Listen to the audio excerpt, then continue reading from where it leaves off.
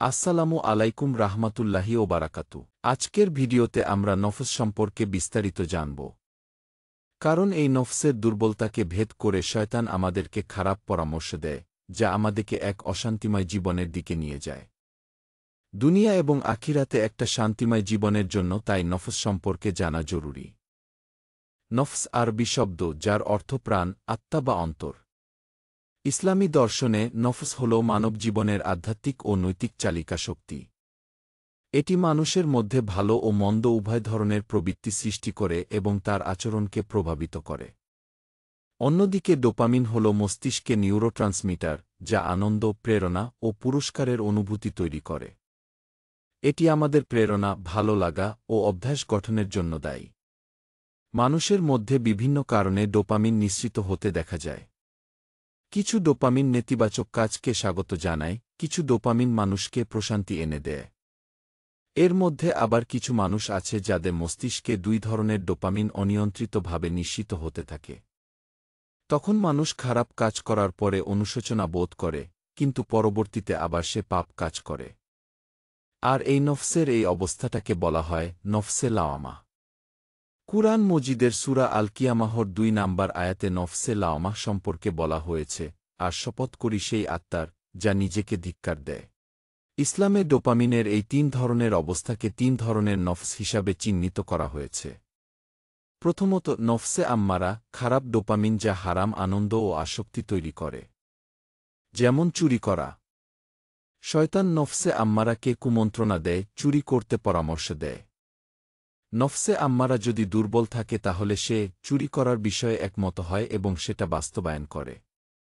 খাদ্যে যেমন বিভিন্ন প্রকারভেদ আছে, যেমন হারাম পানীয়, পোলাও, কোরমা, ফল, শাক সবজি, এর মধ্যে কিছু আছে মানুষকে ক্ষতি করে, দুর্বল বানিয়ে দেয়, আবার অন্য কিছু কিছু মানুষকে সবল করে তুলে। ঠিক নফসে আম্মারাকে নামাজ, রোজা, কুরআন তেলাওয়াত, সাধনা, সবুর ও আত্মনিয়ন্ত্রণ ইত্যাদি চর্চার মধ্যে সবল করে তোলা সম্ভব।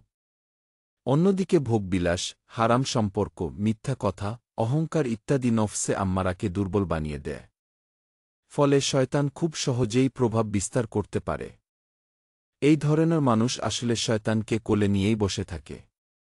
শয়তান মানুষের নফসে আম্মারার দুর্বলতাকে কাজে লাগিয়ে পাপকে আকর্ষণীয় করে তোলে।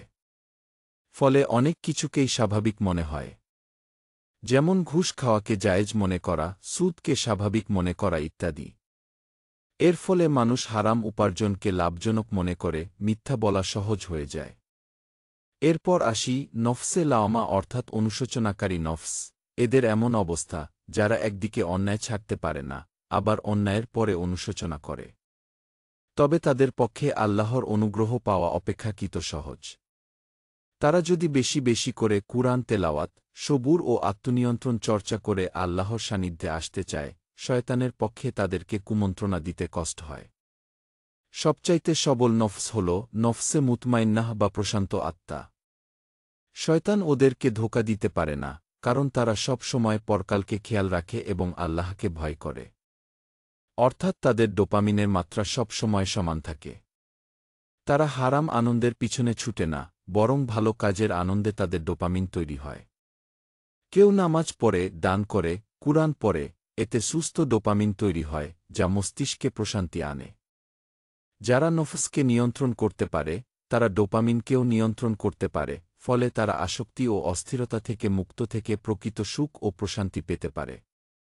আমাদেরকে নফসে আম্মারা সম্পর্কে সব সময় সচেতন থাকতে হবে। এজন্য কিছু টিপস আছে, চাইলে পরীক্ষা করতে পারেন। আর উপকার পেলে কমেন্ট করে জানাবেন, এতে অন্যরাও উৎসাহিত হবে। এখন আসি নফসকে নিয়ন্ত্রণ করার কিছু কৌশল জানিয়ে দেই।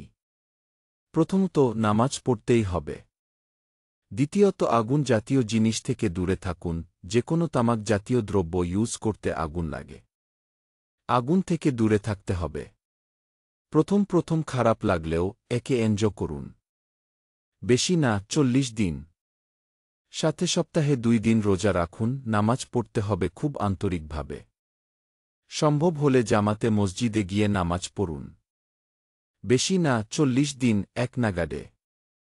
আপনি একটু গভীরভাবে চিন্তা করে দেখুন, আপনি এই কয়েকটি কাজ করলে নেগেটিভ ডোপামিন আসার আর কি কি সুযোগ আছে। আল্লাহ আমাদেরকেও উনার রহমত দিয়ে আমাদের জন্য সব কিছু সহজ করে দিন। আমিন। ভিডিওটি ভালো লাগলে একটা লাইক দিন আর নতুন হলে চ্যানেলটি সাবস্ক্রাইব করে সাথেই থাকুন।